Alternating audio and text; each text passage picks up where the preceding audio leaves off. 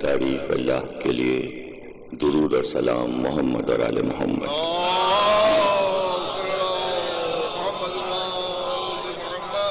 1421 کے اشرِ محرم کی امام بارگاہ عالیبہ میں آپ حضرات چھٹی تقریر سماعت فرما رہے ہیں۔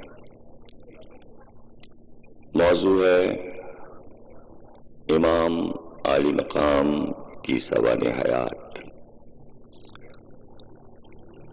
جیسا کہ میں نے آغاز میں ہی معصوم کے نام کی صفات بیان کی تھی، یہ نام علم الہی میں تھے اور اس سے پہلے یہ نام کسی نے استعمال نہیں کیے، نہ کسی کا نام عرب میں یا دنیا میں کہیں بھی کسی نبی کے خاندان میں کسی بچے کا نام نہیں رکھا گیا۔ یہ ضرور ہے کہ اللہ نے جبریل امی سے یہ کہا تھا کہ میرے حبیب سے یہ کہو کہ 2 بیٹے ہارون کے تھے، ایک کا نام شبر تھا، ایک کا نام شبیر تھا، انہی کے ناموں پر دونوں کے نام رکھے جائیں۔ لیکن عبرانی میں جو شبر کے معنی ہیں عربی میں وہ معنی ہے حسن، اور جو شبیر کے معنی ہیں عبرانی سے عربی میں وہ ہیں حسین۔ تو چونکہ نام ترجمہ حسن اور حسین ہوا اور اصل نام شبر اور شبیر ہے، اس لیے ہمارے دونوں شہزادوں کو شبر و شبیر بھی کہتے ہیں اور حسن اور حسین بھی کہتے ہیں۔ صلوات پڑھیے۔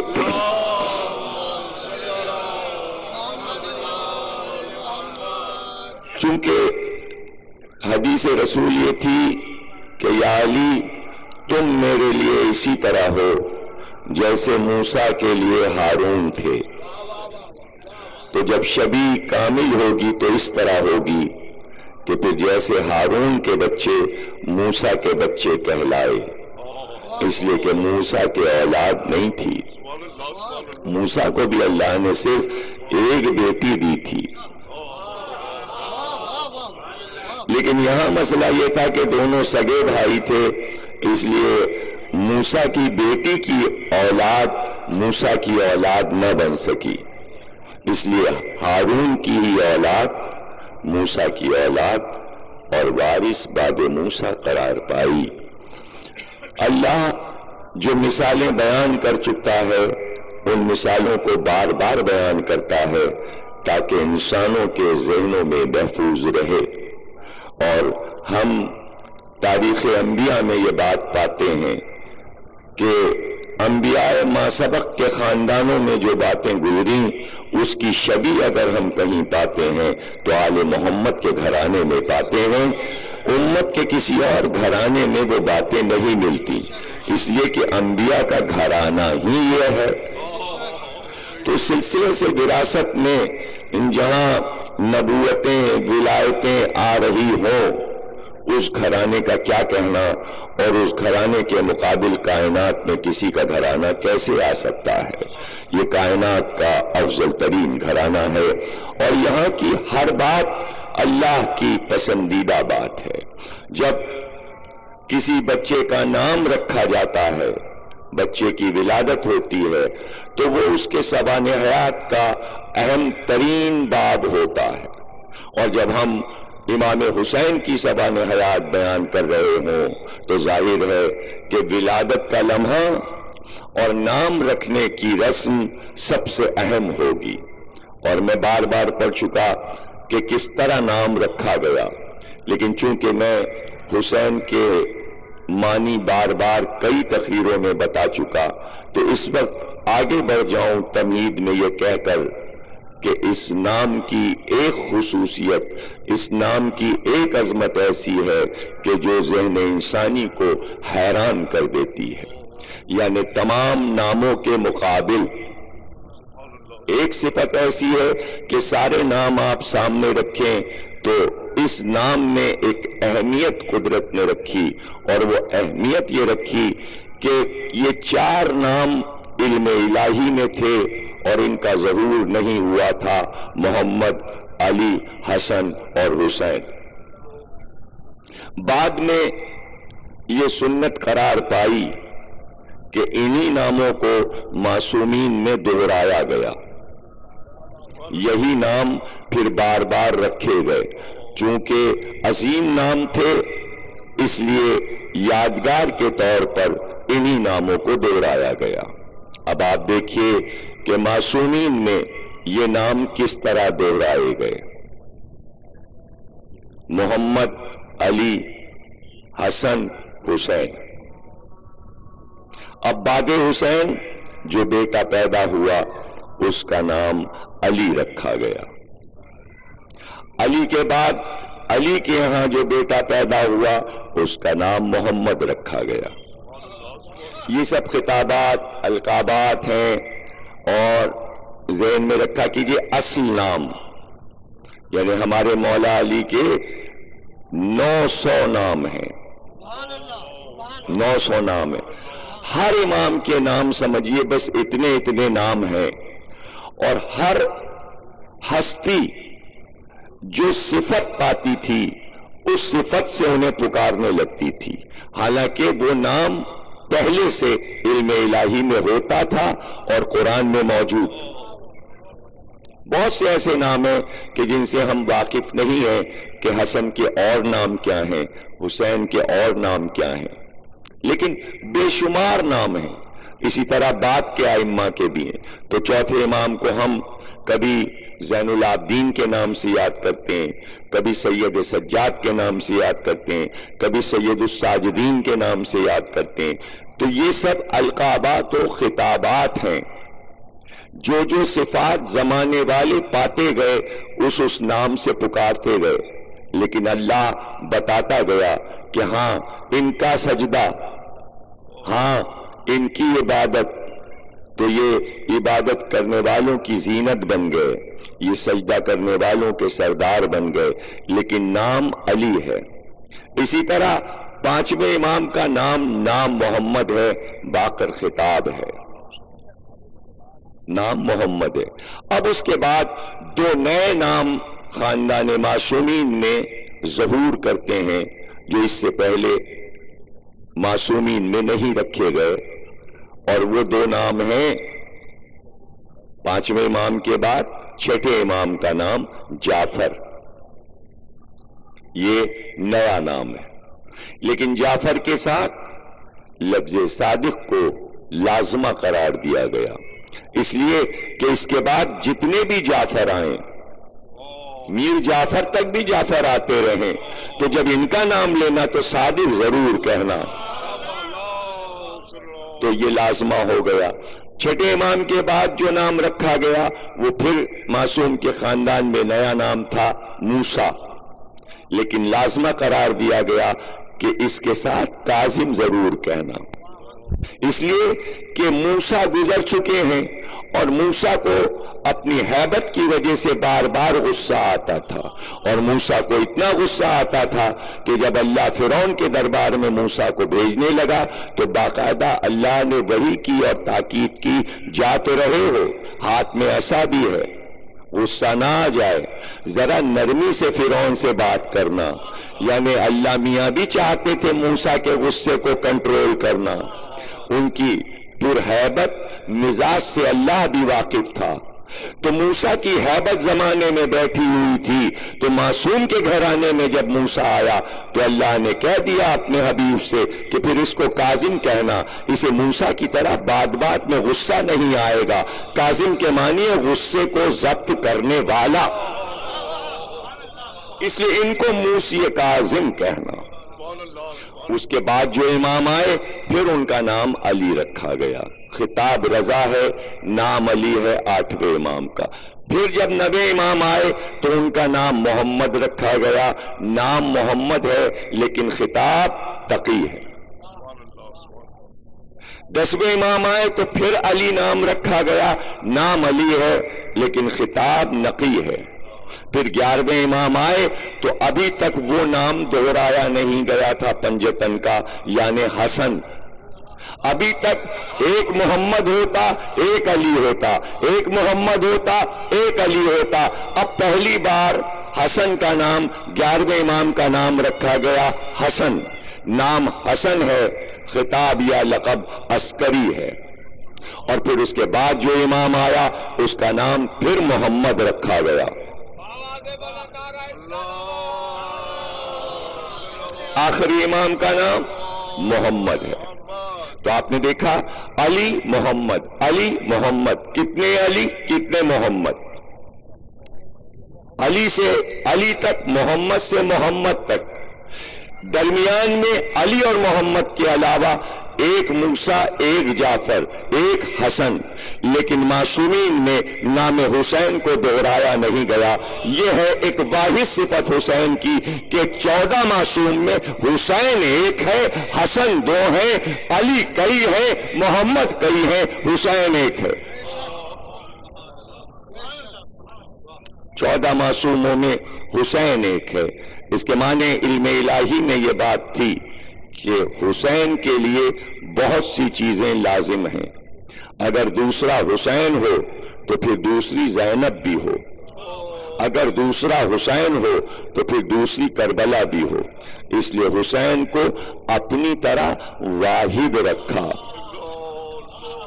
ایک حسین رہے تو اب زمانے میں ایک ہی حسین رہے گا، اور اس جملے پر آپ کو خوش ہونا چاہیے، جب حسین ایک ہے تو پھر کربلا بھی ایک ہے، تو پھر مصرع جوہر کا غلط ہو گیا۔ اسلام زندہ ہوتا ہے ہر کربلا کے بعد، اب ہر کربلا میں کربلائیں نہیں ہیں، اس لیے کہ جب حسین ایک ہے تو دوسری کربلا نہیں ہو سکتی ہے۔ تو حسین ایک ہے، اور اللہ نے نہیں چاہا کہ اس نام کو معصومین میں دہرایا جائے۔ ہاں، اولاد معصومین جب چاہیں اس نام کو رکھیں، تو تجزیہ کرنے والوں نے، دانشوروں نے یہ بتایا ہے کہ جتنے دنیا میں مسلمان ہیں، اسلامی ناموں میں جتنے نام اب تک رکھے جا چکے ہیں، جتنے نام رکھے گئے ہیں پیغمبروں پر، ائمہ پر، اصحاب پر، سب سے زیادہ نام دنیا میں مسلمانوں کے بچوں کے جو رکھے گئے وہ حسین پر رکھے گئے ہیں،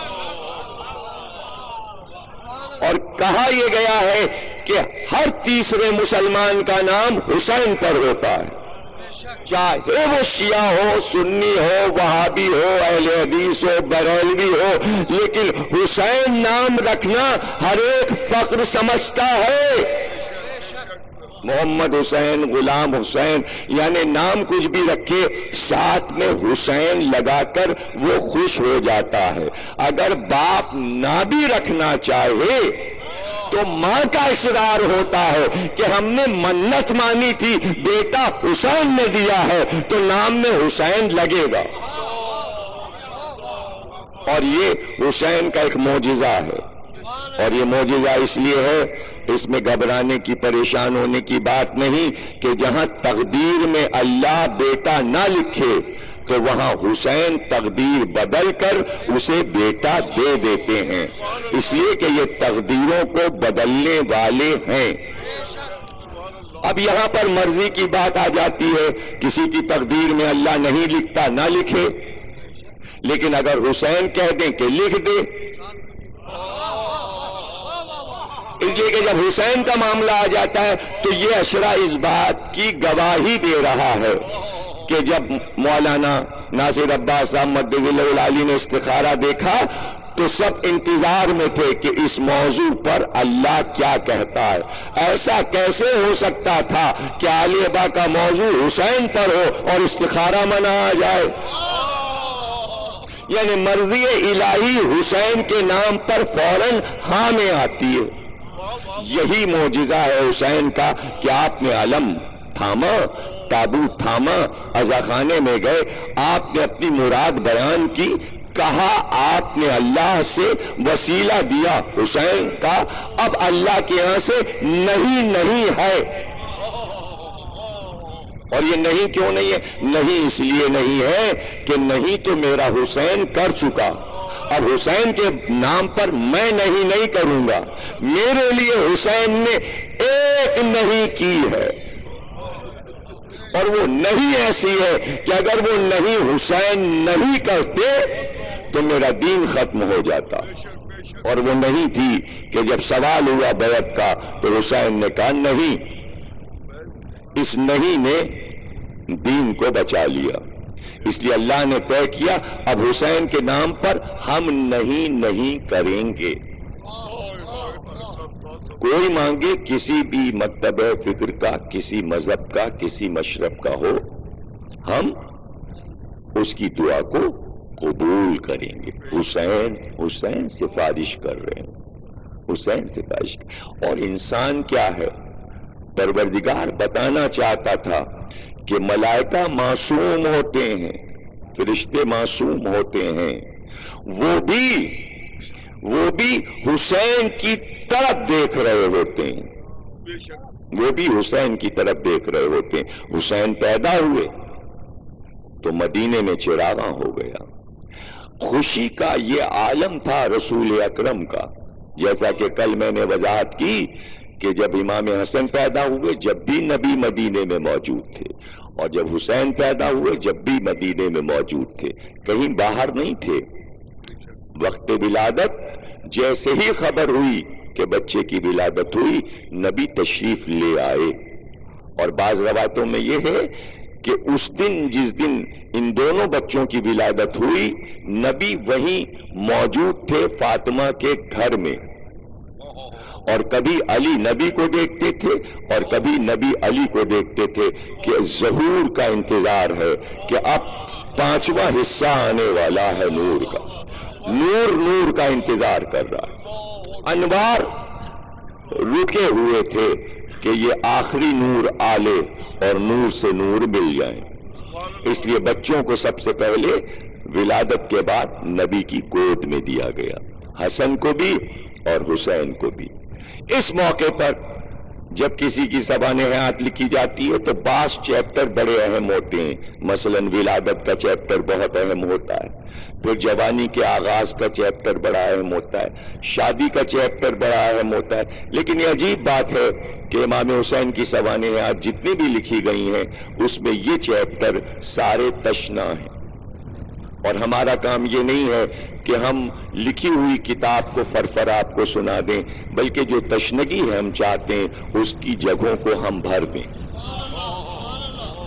آپ ذبح عظیم جو مشہور کتاب ہے اردو میں، اسے پڑھیں گے تو جلدی 10-15 صفحوں میں جوانی اور بچپن کو لکھ کے مصنف فوراً کربلا پہنچ جاتا ہے اور پھر پوری کتاب کو کربلا سے بھر دیتا ہے۔ حق یہی ہے کہ زبان حیات کا سب سے بڑا حصہ حسین کا کربلا ہے، لیکن کم از کم اس چیپٹر کی بھی تفصیل لکھیے کہ کیسے پیدا ہوئے، کیسے جشن ہوا تھا، کیسے پرورش ہوئی، کیسے بڑے ہوئے، کیسے جوان ہوئے، جوانی کے واقعات کیا ہیں، شادی کیسے ہوئی، شادی کے وقت کے حالات کیا تھے، بچے کیسے پیدا ہوئے۔ 57 سال کی زندگی کو آپ ایک جلد میں کیوں کتاب لکھنا چاہتے ہیں؟ 2 جلدوں میں لکھ دیجئے۔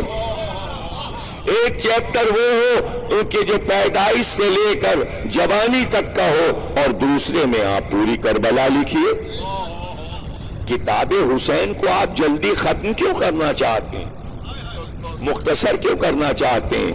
جو کتاب 1400 برس میں نہیں ختم ہوئی ہے اس کو آپ چند صفحات میں کیوں سمیٹنا چاہتے ہیں؟ اور پھر ابھی زبان حیات رکی کہاں ہے؟ روز معجزے ہو رہے ہیں، روز واقعات ہو رہے ہیں، صفحات بڑھتے جا رہے ہیں روز ناموں کے، کئی ہزار جلدوں میں ہے زبان حیات۔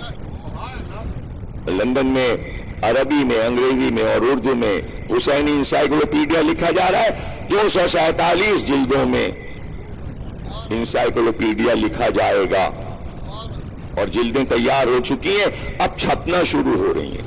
ہندوستان میں ندوے کے اہل سنت علماء نے جو پروگرام بنایا ہے اس میں بھی حسینی انسائیکلوپیڈیا کی جو جلدیں مقرر کی ہیں وہ 200 ہیں، تو 200 سے کم میں تو بات ہو ہی نہیں رہی ہے۔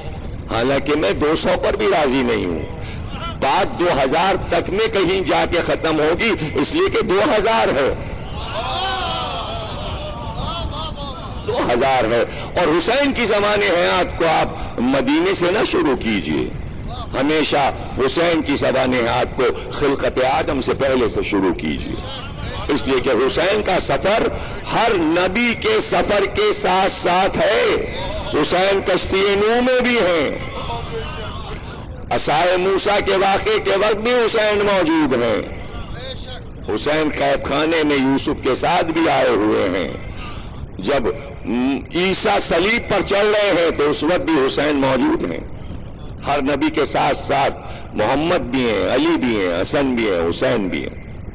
اور میں آنے والی تقریروں میں آپ کو بتاؤں گا کہ صرف انبیاء نہیں بلکہ سقراط جو یونان کا سب سے بڑا فلسفی ہے، صرف سقراط نہیں، چین کا جو سب سے بڑا دانشور کنفیوشس گزرا ہے، وہ ہندوستان کے بڑے بڑے رہنما بدھ، مہاویر، زرتشت، رام، لکشمن، کوئی ایسا نہیں ہے جس نے اپنی حیات کی معراج پر حسن اور حسین کو نہ پکارا ہو.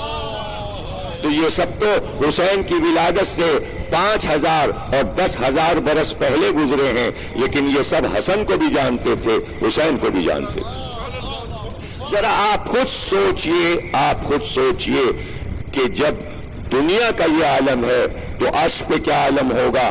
اس لیے کہ فرشتے تو حسن اور حسین کو خلقت آدم سے پہلے سے پہچانتے تھے.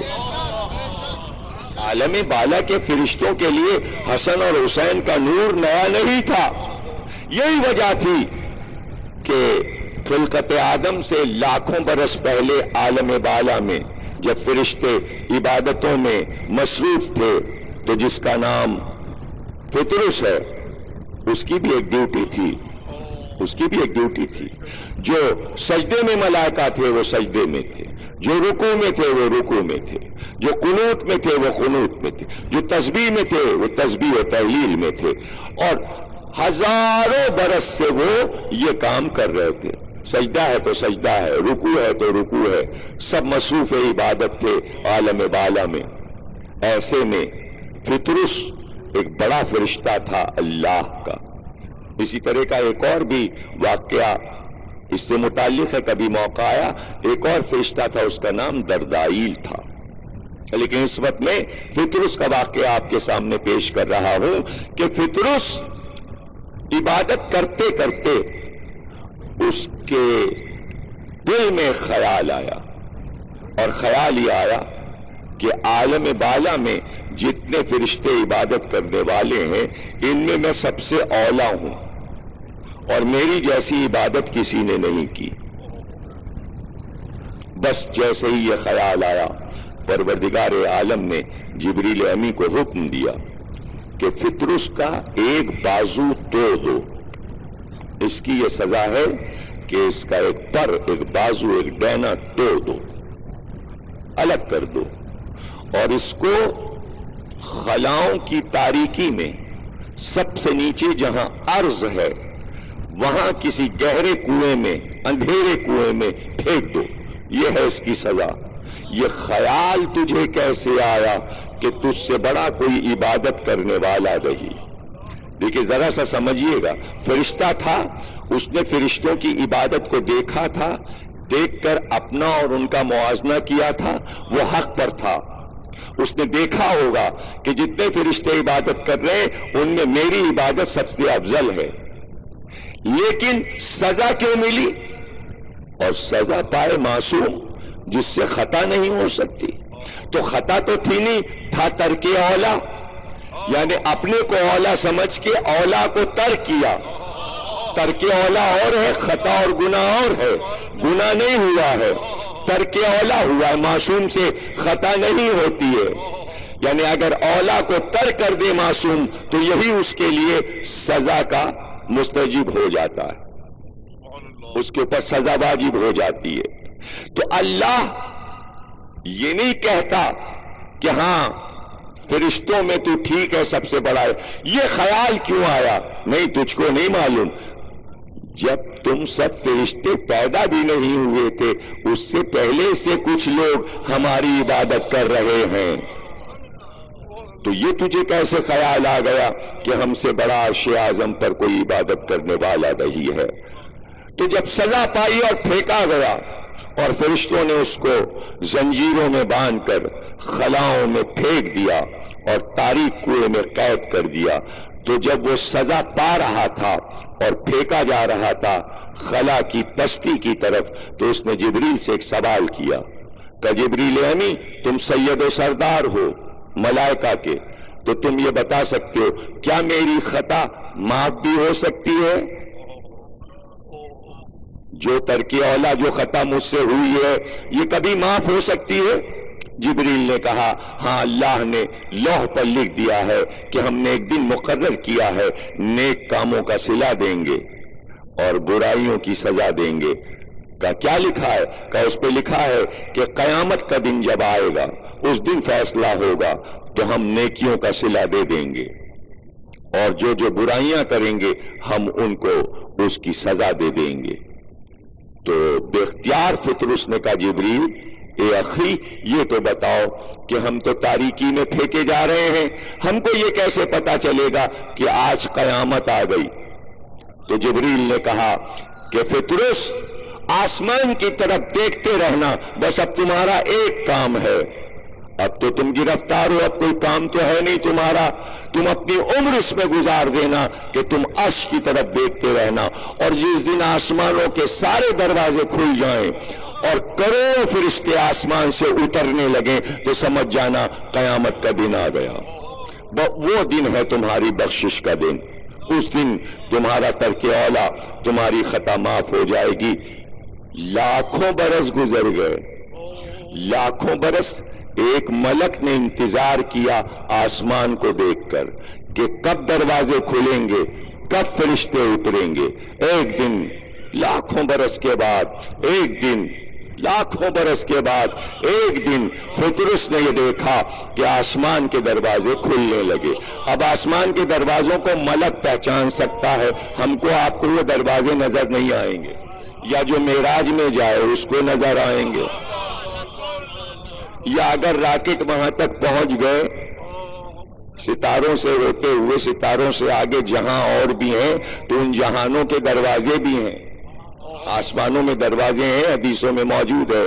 ایک بار فطرس نے دیکھا کہ آسمانوں کے سارے دروازے کھلنے لگے اور فرشتوں کے لشکر پروں کے پرے اترنا شروع ہوئے کہ صبح سے شام ہو گئی اور ملائکہ کے پروں کی آواز فطرس کے کانوں سے ٹکراتی، تو برسوں کے بعد اس نے فرشتوں کے پروں کی آواز سنی تھی، اسی سے خوش ہو رہا تھا، اور بس وہ یہ دیکھتا ہے کہ فرشتے اترتے ہیں اور کسی طرف چلے جاتے ہیں، فرشتے اترتے ہیں اور کسی طرف چلے جاتے ہیں۔ ایک بار ہوتے ہوتے دن گزر رہا تھا کہ اس نے دیکھا کہ کئی کروڑ فرشتوں کو لیے ہوئے، ایک پرا لیے ہوئے جبریل امی اترے، اور بالکل فطرس کے قریب سے یہ کارواں جب گزرنے لگا تو فطرس نے پکار کر جبریل کو سلام کیا اور کہا بھائی جبریل، قیامت آ گئی، قیامت کا دن آ گیا۔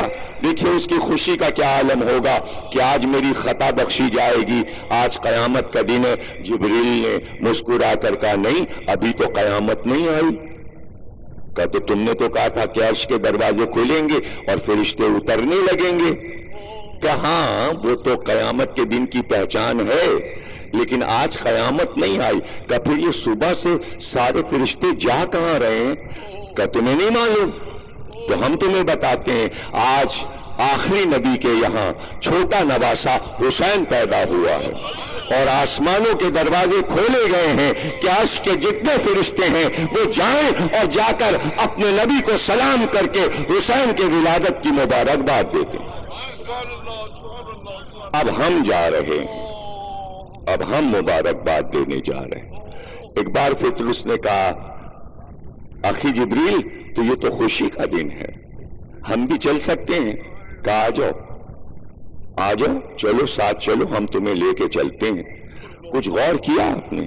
ایک خطا کار ہے، یہاں جبریل کو کیا حق ہے کہ اللہ کا پھینکا ہوا اور بغیر اللہ کے اذن کے جبریل اس کو یہاں سے لے جائیں قیدی کو نکال کر، لیکن جبریل کو یہ معلوم ہے کہ حسین کے معاملے میں اللہ کسی بات کو روکتا نہیں۔ بھائی آج چوتھی تقریر ہے اور آپ سن رہے ہیں، میں نے آپ سے وعدہ کیا تھا کہ آپ اپنے حاضر دماغ کے ساتھ، حسین کا علم غیب میں نہیں ہے، حضور میں ہے، تو ہر وقت آپ کا ذہن حاضر رہے تاکہ ہماری تقریر آگے بڑھتی جائے اور منزل کی بلندیوں تک پہنچے اور وہ آپ کے ذہن میں محفوظ ہو جائے۔ جبریل نے کہا آؤ چلو، حسین کا معاملہ نہ ہوتا تو جبریل کی مجال نہیں تھی کہ فطرس سے کہتے آ میرے ساتھ چل۔ فطرس نے کہا میرا بازو ٹوٹا ہے، میں چل نہیں سکتا۔ جبریل نے کہا میں سہارا دوں گا۔ نہیں سمجھے آپ؟ ایک بے سہارا اگر حسین کا نام بھی لے لے تو دوسرا حسینی فوراً اس کو سہارا دینے کو تیار ہو۔ حسینیت کے علاوہ کہاں یہ انسانی ہمدردی ہے؟ یہ فرشتوں میں بھی ہے، یہ جنوں میں بھی ہے، یہ انسانوں میں بھی ہے۔ نام حسین ایسا ہے کہ آپس میں محبت پیدا ہو جاتی ہے۔ کیا یہ سارے جتنے بیٹھے ہیں آپس میں رشتہ دار ہیں؟ کیا سب ایک دوسرے کو جانتے ہیں؟ لیکن یوں بیٹھے ہیں جیسے ایک خاندان کے یہ سارے افراد ہیں۔ یہ کیسے ملے بیٹھے ہوئے ہیں محبت سے؟ یہ محبت کس نے عطا کی ہے؟ اس کا نام حسین ہے۔ سب چہرے پہچانے ہوئے ہیں۔ امام صادق علیہ السلام سے پوچھا گیا کہ مولا کبھی کبھی، بہت غور سے سنیے گا حسین بھائی، بہت غور سے سنیے گا، بڑے کام کی بات ہے۔ مولا سے کسی راوی نے کہا کبھی کبھی ایسا ہوتا ہے کہ اچانک کوئی چہرہ نظر آئے تو مولا اس کا چہرہ دیکھتے ہی نفرت سی محسوس ہوتی ہے، بات کرنے کو دل نہیں چاہتا۔ اور کبھی کبھی ایسا ہوتا ہے کہ انجانے میں کوئی نیا چہرہ نظر آئے، اس کی طرف دل کھنچنے لگتا ہے، اسے سلام کرنے کو دل چاہتا ہے، اس سے مصافحہ کرنے کو دل چاہتا ہے، اس سے گلے ملنے کو دل چاہتا ہے، اس سے باتیں کرنے کو دل چاہتا ہے، اس کی خاطر کرنے کو دل چاہتا ہے۔ مولا اس کا سبب کیا ہے؟ کہ عالم بالا میں جن روحوں نے حسین کی محبت کا اقرار کیا ہے وہ سب ایک دوسرے کو پہچانتی ہیں، اور جتنے حسین کے دشمن ہیں ان سے نفرت ہو جاتی ہے، اور جہاں حسین ہی نظر آتا ہے دیکھ کے چہرے سے محبت۔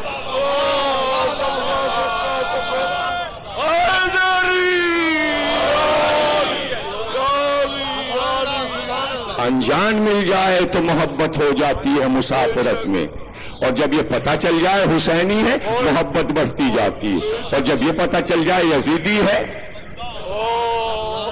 تو ہم تو عالم بالا سے پہچانتے ہیں چہروں کو، ہم تو چہرے پڑھ کر پہچان لیتے ہیں حسینی ہے یا نہیں۔ بے شک محبت حسین سے پیدا ہوتی ہے، اس لیے کہ محبت کا مرکز حسین ہے، حسین ہے۔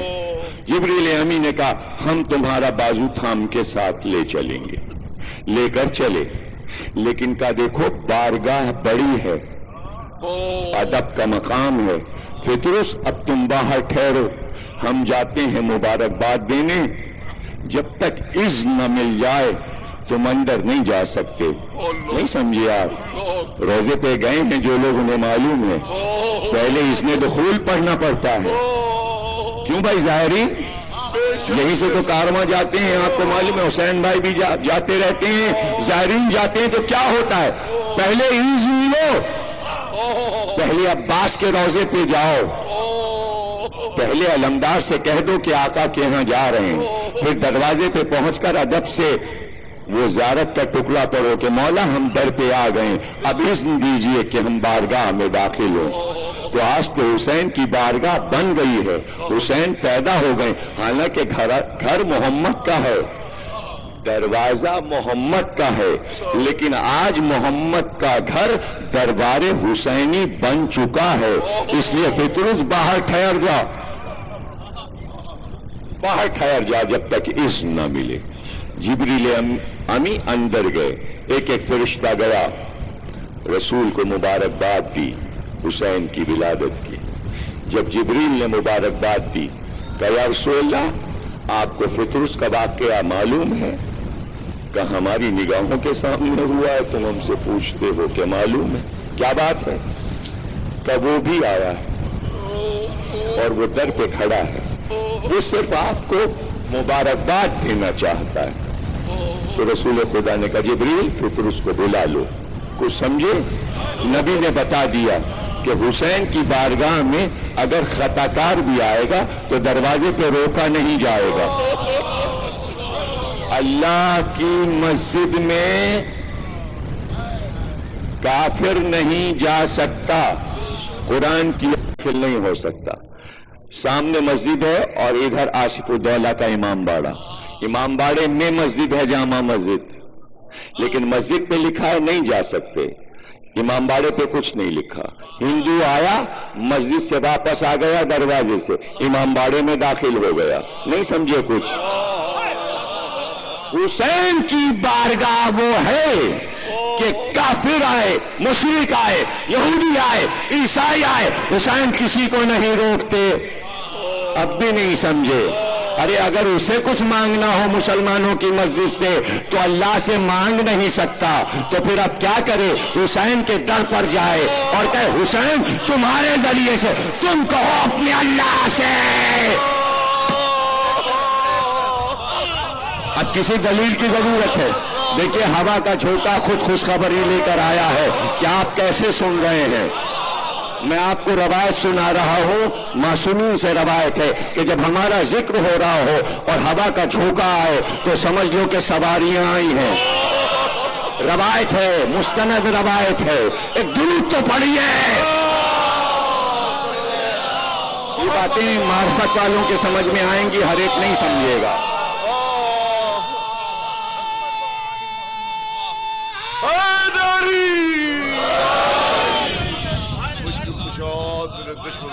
پھر درود پڑھیے بھائی، ہم کچھ دیکھ رہے ہیں، ہم کچھ سمجھ رہے ہیں، آپ کے سمجھ میں کچھ نہیں آ رہا، بلند آواز سے درود پڑھیے۔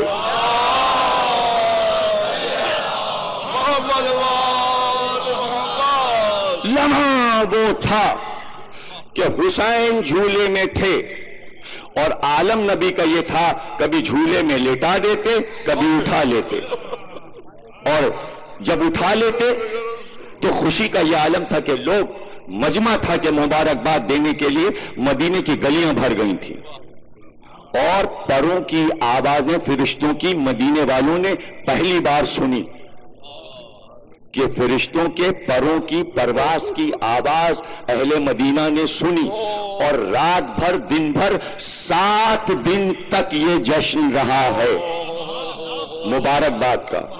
اور ولیمہ یوں ہوا ہے حسین کا کہ علی کو حکم دیا تھا کہ جتنے جانور ملتے جائیں کٹواتے جاؤ، یہ حسین کا عقیقہ ہے، دعوت کرتے جاؤ، دسترخوان نہ رکے۔ سخی آ گیا ہے، دسترخوان تو اس کا جاری رہے گا، سب کے دسترخوان بند ہو جائیں گے، رزق حسین کا ہے۔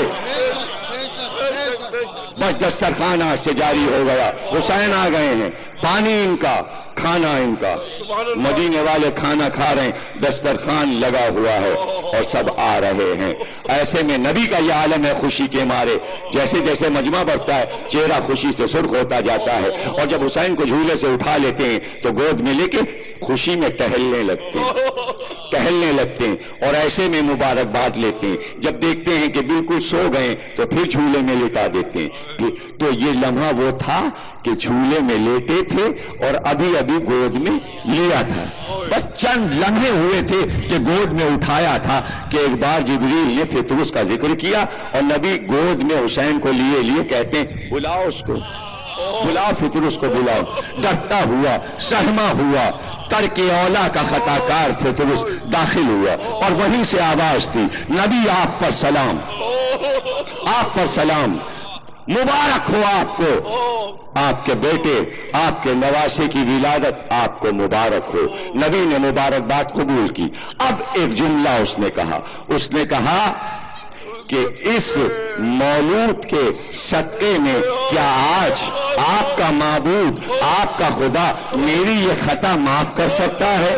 بس یہ کہنا تھا کہ نبی کے چہرے پہ جلال آیا اور کہا فطرس لمحہ یاد ہے، ابھی ابھی جھولے سے اٹھایا ہے، کہ فطرس اپنے اس ٹوٹے بازو کو جا کر اس جھولے سے مس کر، اب اس کو کیا چاہیے تھا، اندھے کو کیا چاہیے، آنکھیں، دوڑتا ہوا گیا اور ہلتے ہوئے جھولے سے ایک بار دوڑ کر اس نے اپنے ٹوٹے ہوئے بازو کو مس کرنا شروع کیا۔ ابھی مس کیا تھا کہ کلیاں پھوٹی، پر نکلے، دیکھتے ہی دیکھتے بازو بڑھنے لگا۔ اب خوشی کے عالم میں وہ دیکھتا جاتا ہے کہ بازو اس کا پورا ہوتا جاتا ہے، بازو اس کا پورا۔ یاد رکھیے گا جو بازو ٹوٹا ہے وہ کہیں ہے، یہ بازو دوسرا ہے، وہ واپس نہیں آیا، یہ ذہن میں رکھیے گا، تب تقریر سمجھ میں آئے گی۔ نیا بازو آیا اور ایک بار خوشی کے عالم میں اس نے دیکھا کہ لاکھوں برس کے بعد میرا بازو مجھے واپس ملا۔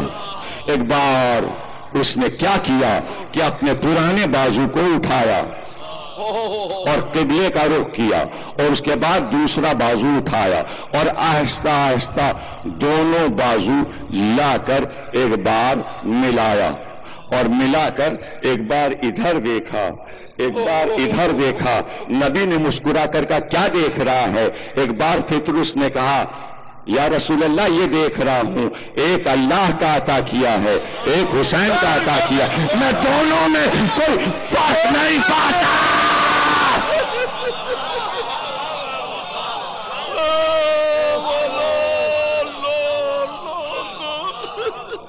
اللہ کے عطیے میں اور حسین کے عطیے میں فرق نہیں ہوتا، عطیے دونوں ایک جگہ سے آتے ہیں اس لیے فرق نہیں ہوتا۔ اور جس بازو پہ حسین لکھ جائے، اب چلا، غور کیجئے گا، واپس ہوا، جیسے ہی واپس ہوا اور فرشتے واپس چلے تو کہتے ہیں لاکھوں برس کے بعد اس نے پرواز کی۔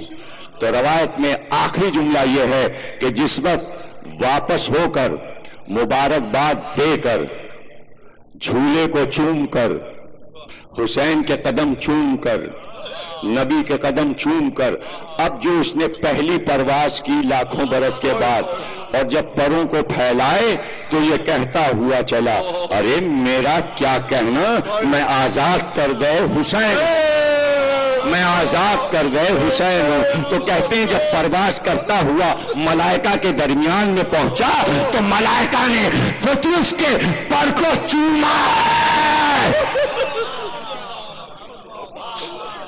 اور یہ لکھا ہوا ہے معصومین کی روایت سے کہ اب تک فطرس یہ کہتا ہے میں اس لیے فخر کرتا ہوں فرشتوں میں کہ آزاد کر گئے حسین ہوں۔ کچھ سمجھے؟ جب کل فخر کیا تھا کہ مجھ سے بڑا عبادت گزار نہیں تو سزا پائی تھی، آج فخر کرتا ہے کہ میں حسینیت میں سب سے آگے ہوں، تو حسینیت میں فخر کرنے پر سزا نہیں ملتی۔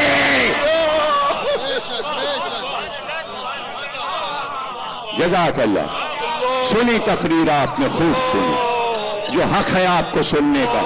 آج میں نے ولادت کے چیپٹر کو پورا کیا، اب انشاءاللہ ہم جوانی اور شادی کے چیپٹر کو آپ کے سامنے بیان کریں گے، جو کتابوں میں آپ کو نہیں ملتا، ہم وہ حصے پورے کرتے چلے جائیں گے، وہ نہیں دہرانا ہے جو آپ پڑھ چکے ہیں بار بار۔ اب یہاں پر آج سائنس کا زمانہ ہے، آج سائنس کا زمانہ ہے، کمپیوٹر کا زمانہ ہے۔ اب ایک سوال ہے اور وہ سائنس کی روشنی میں حل ہو جائے تو جو سائنسی ذہن رکھتے ہیں ان کے لیے تحفہ۔ یہ بتائیے نبی نے یہ کیوں نہیں کہا فطرس دوڑ کے آ حسین سے اپنے کو مس کر لے یا مجھ سے مس کر لے، پر نکل آئیں، جا وہ جھولا لکڑی کا سامنے ہے اس سے جا کے مس کر لے۔ تو آج نبی جھولے کی عظمت بتانا چاہتا ہے۔ یاد رکھیے کہ کل کی مجلس کے بعد یہاں جھولا اٹھے گا اور اسی موضوع پر میں پھر گفتگو کروں گا کل۔ آج میں نے موضوع شروع کیا، کل کامل ہوگا۔ جھولے کی عظمت بتانا چاہتے تھے نبی۔ نہیں، ایک اور بات، جب آپ اپنے گھر میں بجلی لگواتے ہیں، لائٹ لیتے ہیں، لائٹ آتی پاور ہاؤس سے ہے، لائن آتی پاور ہاؤس سے، لیکن تار ڈائریکٹ پاور ہاؤس سے نہیں آ رہا ہے، بلکہ ایک جگہ آپ کٹ آؤٹ لگاتے ہیں، وہیں سے لائٹ فیوز بھی کبھی کبھی ہو جاتی ہے. جب وہ کٹ آؤٹ نکالا جاتا ہے تو پتہ چلا کیا ہوا، ایک باریک سا تار لگا تھا وہ جل گیا. تو آپ ایک باریک سا تار پھر دونوں پیچوں پہ باندھ کے کٹ آؤٹ لگا دیتے ہیں، لائٹ آ جاتی ہے. آلیبا جگمگ کر رہا ہے، اتنے بڑے بڑے جل رہے ہیں، لائٹ ہاؤس سے لائٹ آ رہی ہے، ایک باریک سے تار کے ذریعے یہ ہزاروں بلب جل رہے ہیں. کیا مطلب ہے؟ تو سائنسداں یہ کہے گا آپ کو جتنی لائٹ کی ضرورت ہے اتنی ہی دی جائے گی. اگر ڈائریکٹ لائٹ ہاؤس سے فل پاور کے ساتھ لائٹ دے دی جائے سارے بلب پھٹ جائیں گے. جب وولٹیج تیز ہو جاتا ہے تو کیا ہوتا ہے بھائی؟ ارے سارے بلب پھٹ جاتے ہیں، فیوز ہو جاتے ہیں، فریج بند ہو جاتا ہے، سارے ریڈیو ٹی وی بیکار ہو جاتے ہیں، وولٹیج زیادہ ہو گیا. تو جتنی وولٹیج کی آپ کو ضرورت ہے اتنی لائٹ تو دی جا رہی ہے اس باریک سے تار سے. اب آپ کو کیا سمجھانا ہے؟ ذہین سامع یہاں بیٹھے ہوئے، فطرس کو جتنی شفا چاہیے تھی اتنی شفا چولہے میں تھی. اگر حسین سے مس ہو جاتا تو پاور ہاؤس سے کیا ہوتا؟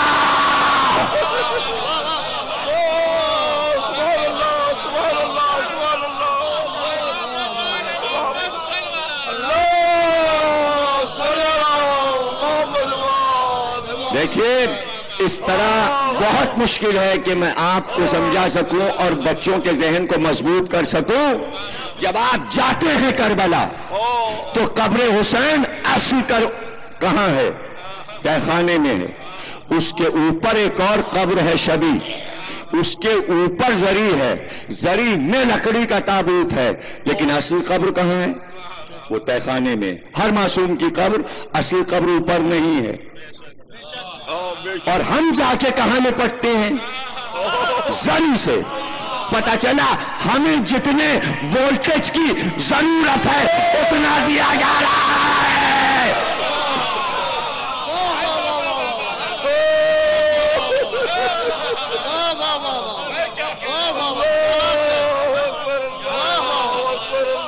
نورانی ہیں وہ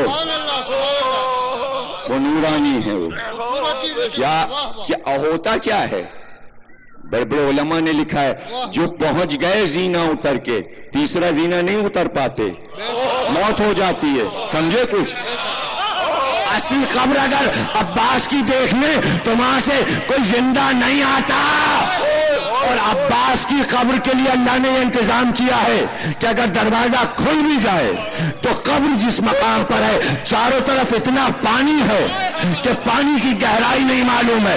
تو اصل قبر تک عباس کی اگر پہنچ جائے تو وہاں جنازے پڑے ہوں، اس لیے دور سے زیارت کر کے واپس آ جاتے ہیں کہ تم مر جاؤ گے. اور جو مقام مقتل ہے وہ آپ کو معلوم ہے، مقتل جسے کہتے ہیں، جو حبیب ابن مظاہر کی زری کے الٹے ہاتھ کی طرف آپ نشیب میں اتریں گے جہاں حسین کو شہید کیا گیا، اس مقتل کو ماربل کے سرخ اور سبز پتھر سے بند کر دیا گیا ہے. پہلے وہ کھلا تھا کبھی. تو پتہ یہ چلا کہ جب عاشور کی رات آتی ہے تو پتہ چلا کہ خون ابلنا شروع ہوتا ہے، اس لیے بند کر دیا گیا ہے تاکہ لہو دیکھ کر جو مر گئے، مولا چاہتے ہیں کہ زندہ رہیں میرے ماتمدار، ایسا نہ ہو کہ زیارت کرنے آئیں اور یہاں سے مر کے جائیں. اس لیے اس جگہ کو بند کر دیا گیا. کربلا زندہ ہے، کربلا زندہ ہے. شہید کا لہو کبھی خشک نہیں ہوتا، خشک نہیں ہوتا. اور فاطمہ کے تو دونوں لال شہید ہیں، حسن بھی شہید، حسین بھی شہید. دو بھائی چچا داد ہیں سگے، میر وحید اور میر نفیس. ایک انس کے بیٹے، ایک نفیس کے بیٹے. ایک نے اونو محمد کا مرثیہ لکھا تو مطلع یہاں سے شروع کیا، کیا جگر بند شہنشاہ رسالت کو ملے.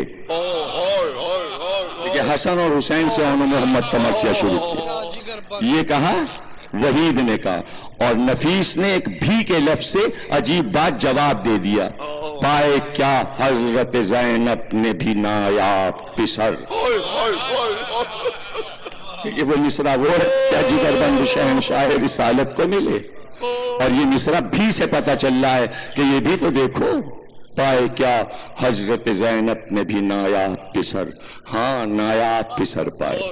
2 بیٹے فاطمہ کو اللہ نے حسن و حسین دیے تھے، تو ثانی زہرا کو بھی 2 بیٹے حسن حسین. یس، ایک کا نام عون ہے، ایک کا نام محمد ہے.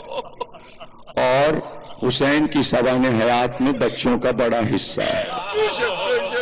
حسین کے چچا زاد بھائی عبداللہ ابن جعفر کے بیٹے ہیں، بہن کے رشتے سے سگے بھانجے ہیں، اسی گھر میں پلے ہیں جہاں علی اکبر پلے تھے، جہاں قاسم پلے تھے، وہیں عون و محمد بھی پلے. نور کا گھرانہ بچوں نے دیکھا، پھر جن کی نانی معصومہ ہو فاطمہ زہرا، جن کا نانا علی فاتح خیبر ہو، پھر دادا بھی بڑا فاتح تھا، بچوں کا دادا جعفر طیار جس نے جنگ موتا کو فتح کیا، جس کے شانے کٹے، جو شہیدوں میں افضل ترین رسول کی زبان سے قرار پایا، جو جنت میں زمرد کے پروں سے پرواز کرتا ہے، یہ بچوں کا دادا ہے. باپ اتنا سخی عبداللہ ابن جعفر کہ سخاوت عرب میں مشہور تھی. ماں زینب جیسی عظیم خاتون ہو گئی تقریر. ابھی آپ نے مرثیہ بھی سنا.